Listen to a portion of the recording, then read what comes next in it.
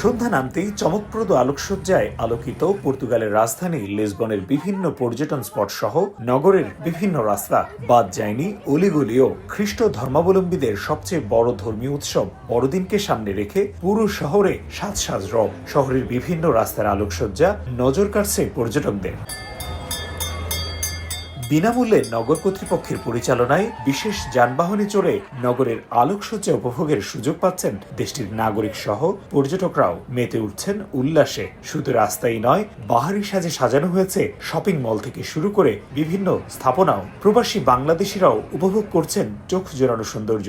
পুরো বছরের চাইতে ডিসেম্বরের মাসটা আমার কাছে পার্সোনালি অনেক বেশি ভালো লাগে।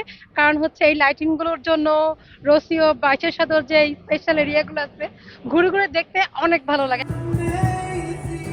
উৎসবমুখর পরিবেশ আর শহরের নতুন এ রূপ নগরবাসীর মনেও এনে দিয়েছে প্রশান্তির পরশ। তাই কর্মব্যস্ত দিন শেষে সন্ধ্যা নামতেই পরিবার পরিজন নিয়ে উৎসবমুখর পরিবেশে বেরিয়ে পড়েন তারা। আবহাওয়া ভালো থাকায় ভ্রমণ পিপাসুরাও বেছে নিচ্ছেন পর্তুগালকে।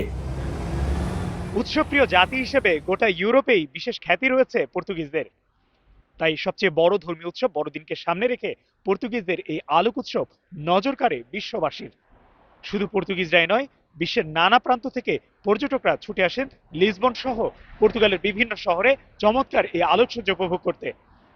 তারিকুল হাসান আশিক, সময় সংবাদ, লিসবন, পর্তুগাল।